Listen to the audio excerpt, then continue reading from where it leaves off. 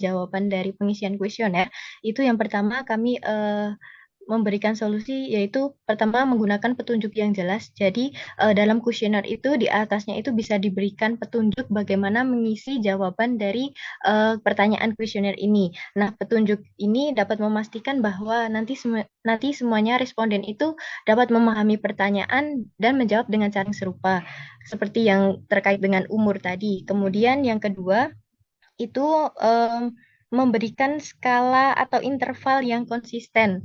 Misal pada jam waktu belajar tadi itu bisa sudah sesuai, tapi misal nanti ada yang lainnya mungkin jam tidur tadi bisa dibuat berapa jam saja, gitu. Tidak mulai dari jam kapan dia tidur. Jadi misal semalam itu dia tidur berapa jam, 1, 2, atau 4 atau 5 jam begitu. Kemudian yang selanjutnya, sebelum menyebarkan kuesioner itu dilakukan uji coba awal pada kelompok kecil itu untuk mengumpulkan data awal terlebih dahulu, bagaimana respon dari responden kecil itu mengisi pertanyaan dari kuesioner yang kita telah berikan tadi, apakah sesuai dengan harapan kita ataukah tidak sesuai. Jika tidak sesuai, kita bisa lakukan beberapa Recording in modifikasi progress.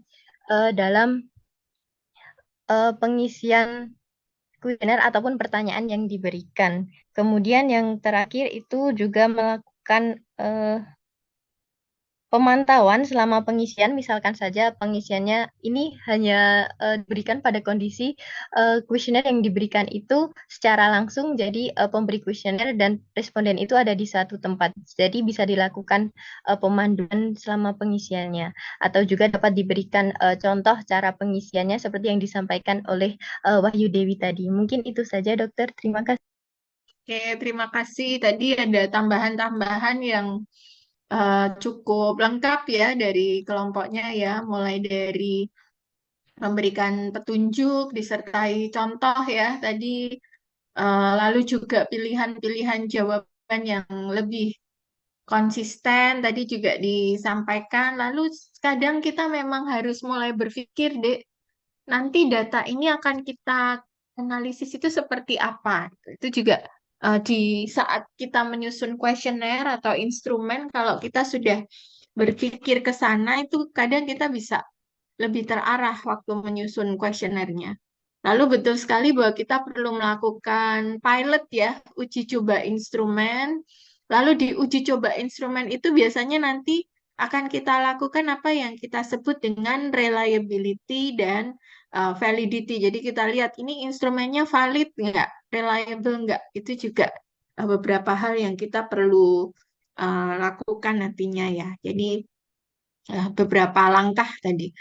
Ada lagi mungkin dari kelompok lain yang mau menambahkan hasil diskusinya atau mau melengkapi?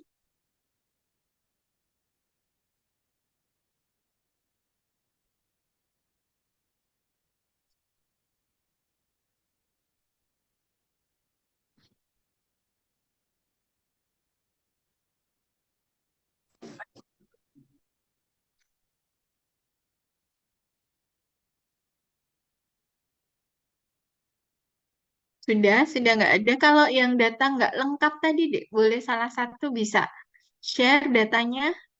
Kita coba lihat. Tadi ada yang ngisi misalnya tinggi badan, ada yang ngisi, ada yang enggak, itu.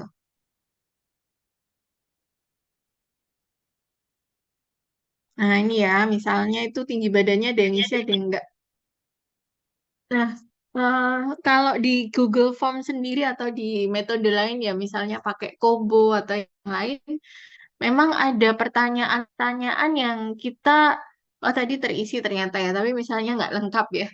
Ada pertanyaan-pertanyaan yang kita bisa minta responden itu untuk mengisi. Jadi ada required, ya, required-nya. Tapi memang adik-adik juga perlu hati-hati karena secara etika ya, kita itu tidak bisa memaksa responden untuk menjawab.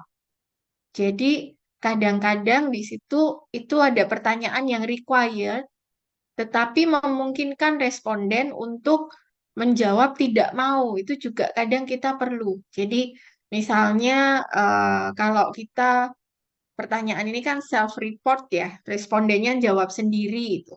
Jadi di situ ditulis dalam panduannya. Jadi kita buat required, tetapi bisa juga kalau tidak mau menjawab ya atau menolak menjawab itu kita bisa tulis di situ.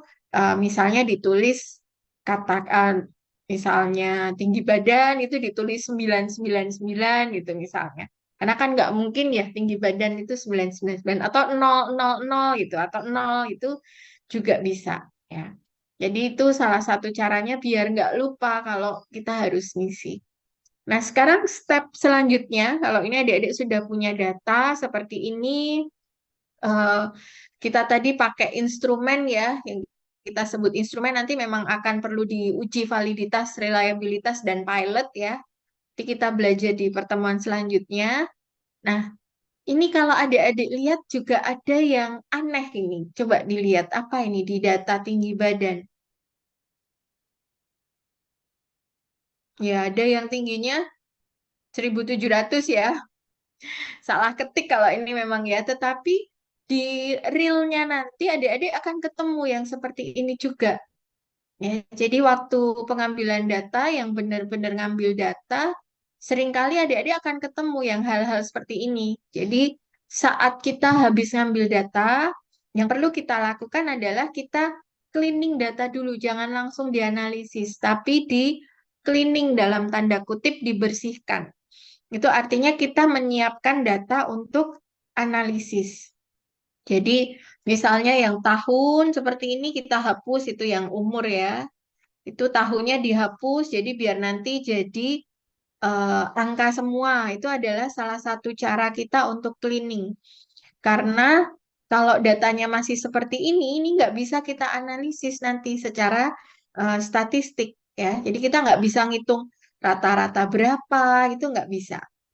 Lalu yang tinggi badan itu juga sama. Jadi yang nulis sentimeter itu kita seragamkan dulu. Lalu ada data yang ini ya 1.700. Ini kita perlu hati-hati. Ini datanya berarti data yang kita perlu cek ya.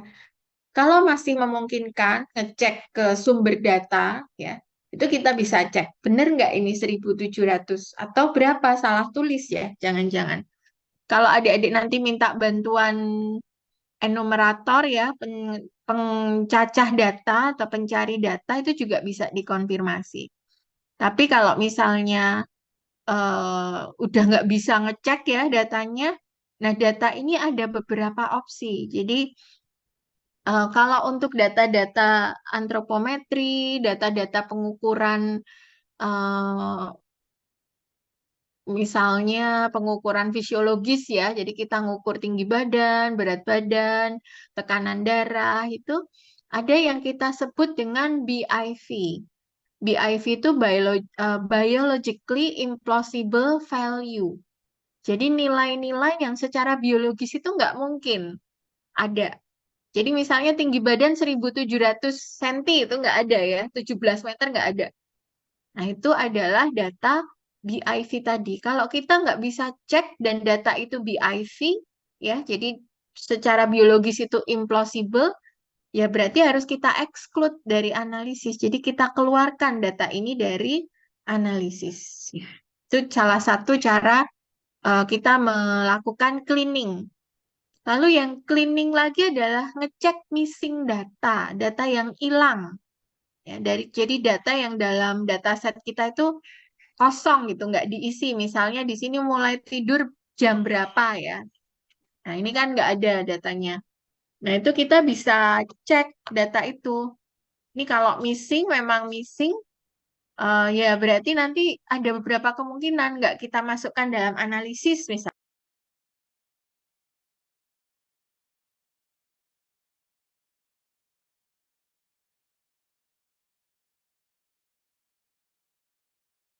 Ya, jadi kita bisa eh, cek berapa jumlah missingnya. Kalau missingnya banyak ya, seperti ini ya berarti kita nggak bisa lakukan analisis untuk data ini.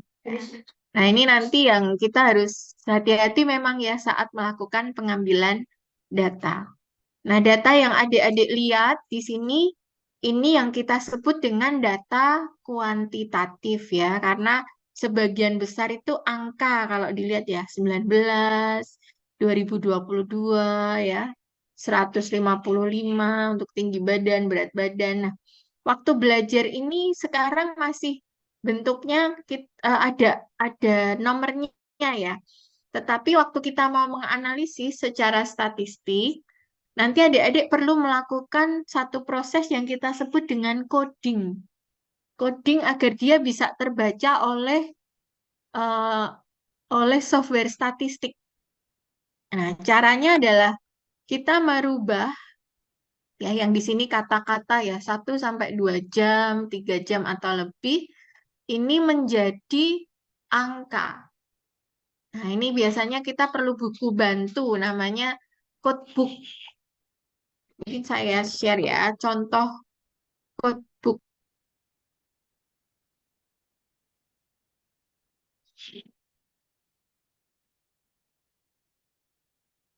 Saya carikan yang simple ya. Nah, ini aja ini simple. Nanti kalau jenis kelaminnya kebetulan ini adik-adik perempuan semua ya, tapi kalau ada laki-laki, perempuan gitu kita juga perlu. Nah, ini adalah contoh yang kita sebut dengan codebook.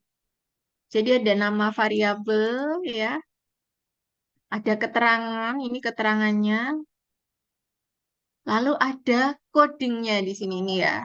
Jadi misalnya kita ubah yang tadinya SD diubah jadi 1. SMP ya, ini SMP ini harusnya kita ubah jadi 2. SMA jadi 3 dan seterusnya. Ya. Continuous ini kita biarkan dia sebagai data yang continuous. Lalu ada paratiroid hormon, rendah itu berapa, tinggi berapa.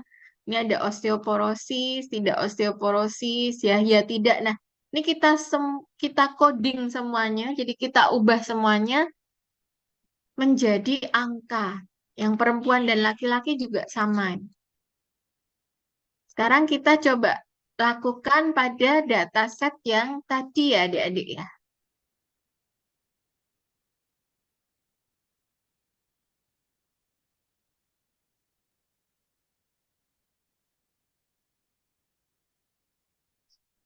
Ya, kira-kira kalau dari yang saya jelaskan tadi nih adik-adik mau merubah apa ini di sini nantinya?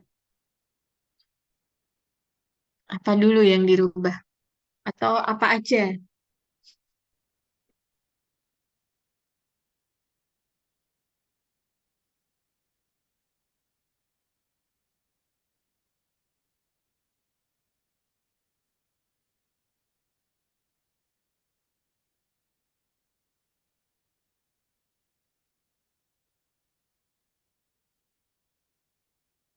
Ini yang tadi ya, misalnya umur.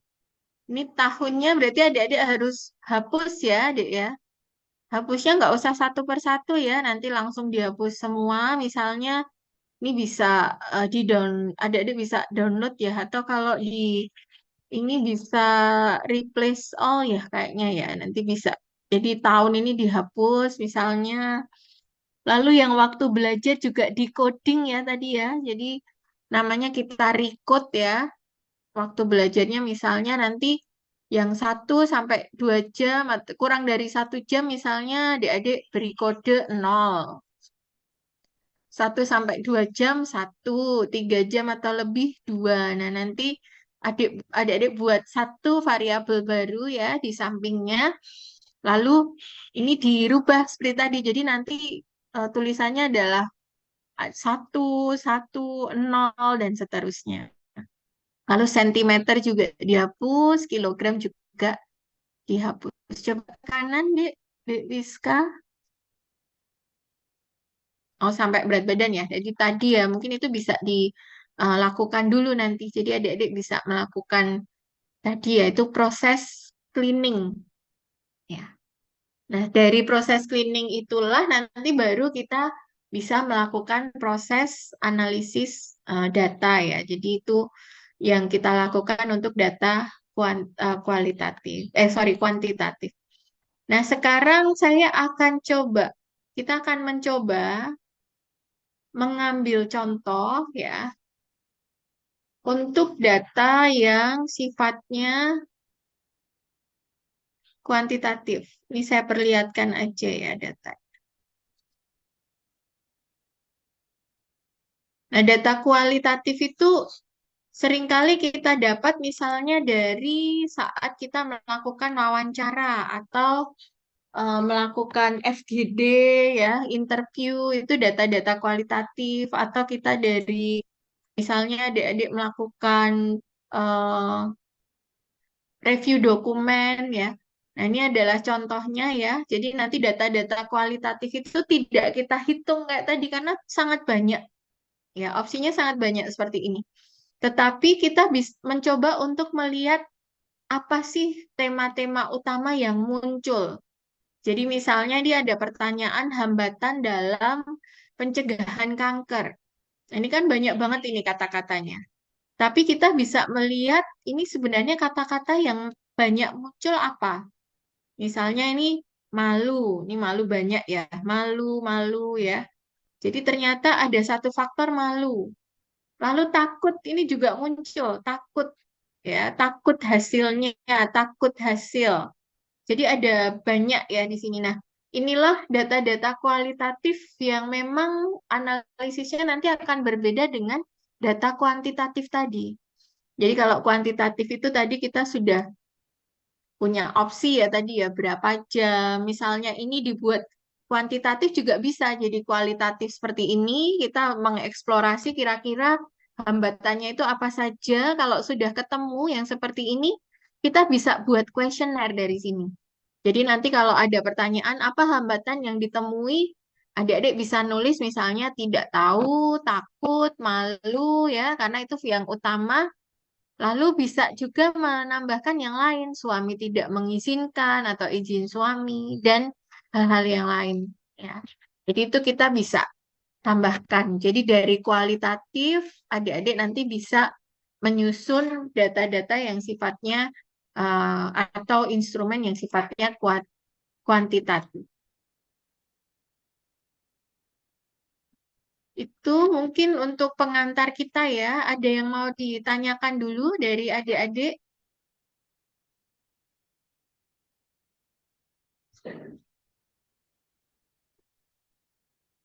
Oke, kalau belum, saya akan berikan contoh beberapa paper ya. Nanti adik-adik coba untuk membahas paper itu, jadi membaca, lalu dari paper itu nanti memberikan, ada papernya itu yang misalnya ini saya share ya. Jadi ada paper yang di situ uh,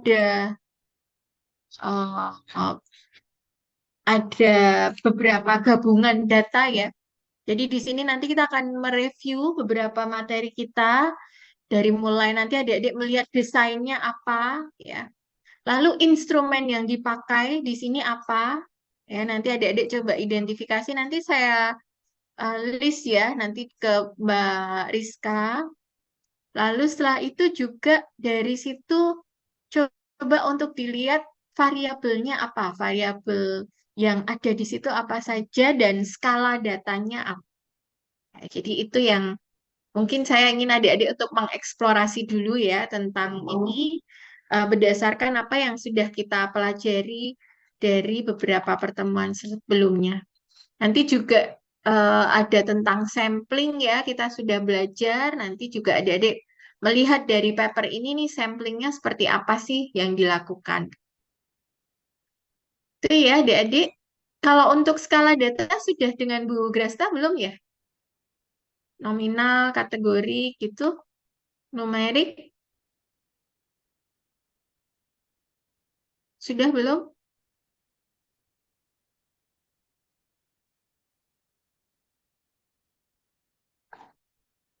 Oke. Oh, sudah. Berarti nanti tinggal mereview ya. Ya. Saya akan share paper-papernya. Jadi ada beberapa. Nanti adik-adik dalam kelompok ya membahasnya. Satu kelompok, satu paper. Jadi nanti saya share papernya. Terus coba untuk adik-adik mempelajari. Dari paper itu nanti saya beri outline ya. Apa saja yang Adik-adik perlu identifikasi dari paper. Ada yang mau ditanyakan dulu? Nanti lewat Mbak Rizka ya, papernya ya saya bagi. Baik, dokter. Untuk hasilnya nanti dalam bentuk PowerPoint atau dalam bentuk Word? Boleh. PowerPoint aja, nanti kita akan bahas bersama-sama di eh, pertemuan selanjutnya ya, Dek. Baik, dokter. Ya. Oh ya, kita kayaknya minggu ini harusnya 2 meeting ya, atau kalau enggak karena adik-adik juga Jumat Sabtu ada agenda ya, nanti kita agendakan di minggu depan, nggak apa-apa sih. Ini untuk tugas nanti diskusi dulu ya tentang paper yang akan saya share ini dulu. Baik, dokter. Untuk deadline-nya bagaimana ya, dok? Nanti sebelum pertemuan selanjutnya aja. Jadi kita agendanya kan bertemu tanggal 28 ya, jadwalnya ya. Iya, dokter. Hari Selasa. Ya, ya nanti tanggal itu aja. Saya share dulu papernya ya, terus nanti petunjuknya ya. Ada yang mau ditanyakan lagi dulu mungkin adik-adik?